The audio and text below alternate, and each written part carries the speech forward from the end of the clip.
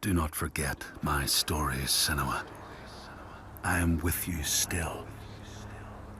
Out of hell you have come, and now find yourself in Midgard, the world of men. Do not think it any less dangerous for that. Your path has taken you far from home, across the boundless sea, and you must go on to the heart of this place, to the heart of man. You have seen how the Northmen journey out to conquer, and this is one of their lands, as icy dark as Niflheim, yet as fiery as Muspel. It has not long been claimed, and they try still to tame it.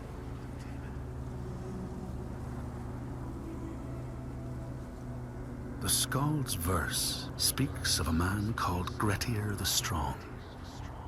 A strange and bloody life he led. And it happened in this land you have come to. Listen to his story, Senua, for it may in some small way illuminate your own.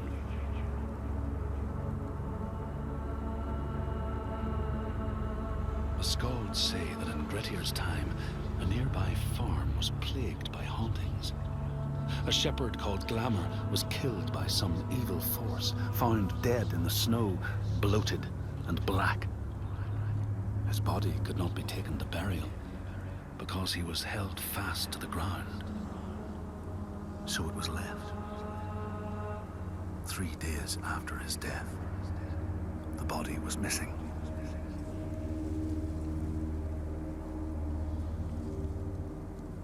The Skalds tell how the revenant Glamour roamed the settlements, terrifying all those who lived there.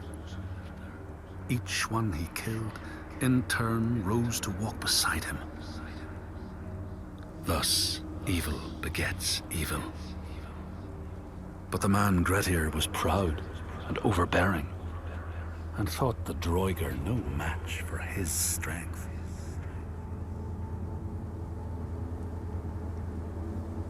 The Skalds say that Grettir fought and killed the Droiger Glamour, but not before Glamour had cursed him. His strength would be turned against him, his deeds bring death and exile, and he would be always before Grettir's eyes, making him afraid to be alone. He saw all sorts of phantoms wherever he looked, and thus people who see things that aren't there are said to have Glamour's eyes.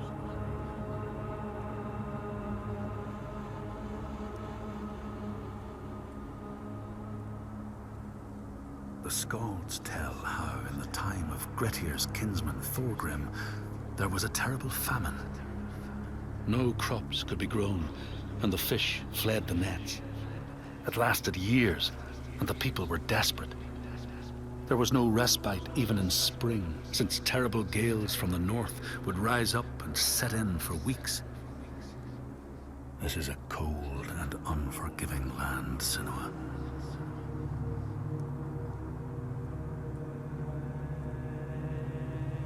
In the time of famine, at the place known as Rifskar, Thorgrim found a huge finback whale, beached and dead.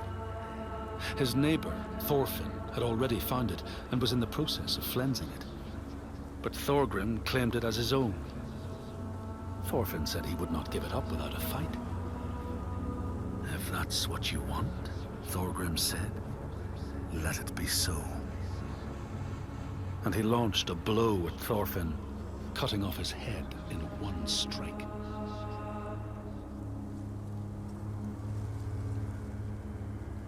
The Skalds say that the neighbors fought, armed only with the knives and axes they had brought to cut up the whale, even picking out the whale ribs to beat down their enemies.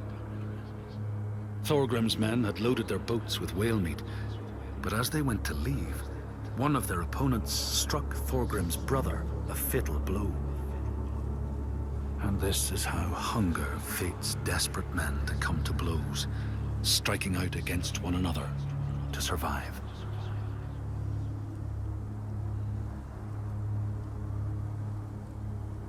Skalds speak of the time Grettir, traveling with some others, ran into rough weather and docked their boat on an island. They had not brought fire with them, and the merchants complained bitterly. Seeing a great fire blazing on the other side of the strait, Grettir said he would swim over to fetch it. He took off his clothes and struck out across the water, wearing nothing but a cloak.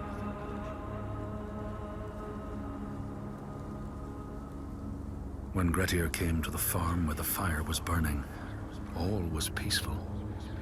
By the time he reached them, his cloak was frozen stiff, and he looked like nothing more than some huge troll. The frightened farmhands struck out at him with the first things to hand, the burning logs from the fire. Grettir fought them off and got the fire he sought.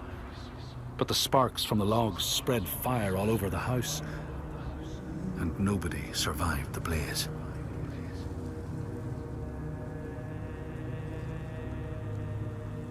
The Skalds say that Grettir swam back across the strait, keeping the fire safe from the water. His friends applauded Grettir's bravery, but when word spread about the massacre at the farm, people took against Grettir. Nobody wanted anything to do with him, and when the news reached the Althing in the summer, Grettir was pronounced an outlaw. All doors would hence be shut to him.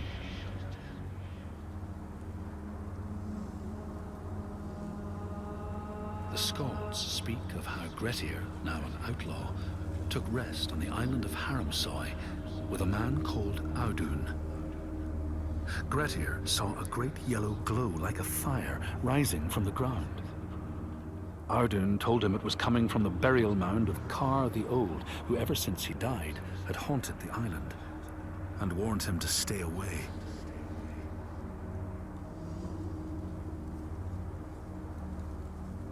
The Skalds say Grettir wanted the sword that was buried in Kar's howe, and would not be deterred from seeking it.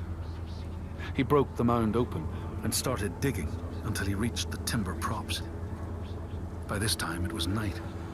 Audun warned him again not to continue, but Grettir threw down a rope and went inside the mound. No light penetrated it, and it reeked of death. But he persisted in exploring.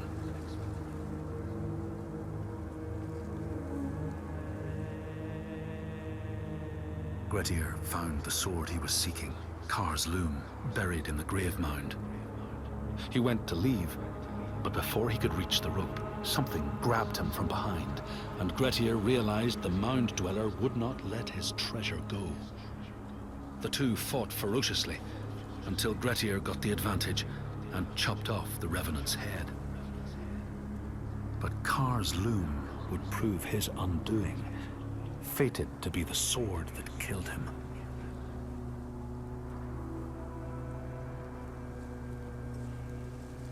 The Skald's verse tells how Grettir made many enemies with his proud and overbearing nature.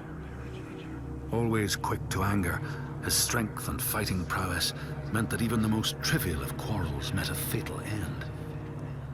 The kinsmen of those he killed or maimed were angry, and because he was an outlaw, no one was allowed to help him.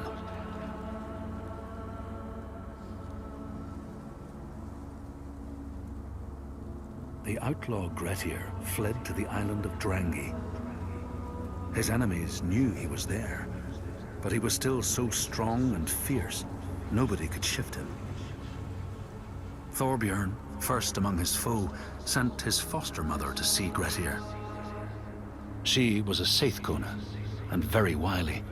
She enchanted a tree branch and sent it to wash up on Drangi. Grettir tried to cut it up for firewood, but his axe flew back and struck him in the leg. The wound blackened and festered, and Grettir feared his time was close.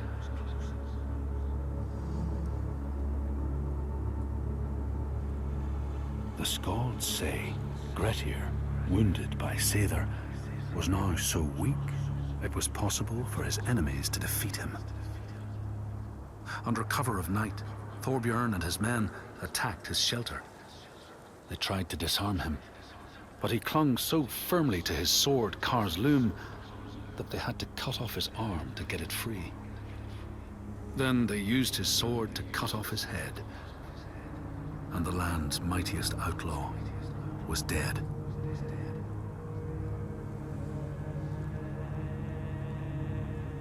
As the Droiger glamour had predicted, all Grettir's brave and fine deeds brought him misery. So fate makes prisoners of us all. But it was Grettir's nature that made him fight the Droiger, and Grettir's nature that led to blood feud and exile. So what is truly our prison, Senua? Is our path ordained, and we powerless to change it? Or do we blame uncertain powers for what we ourselves ordain?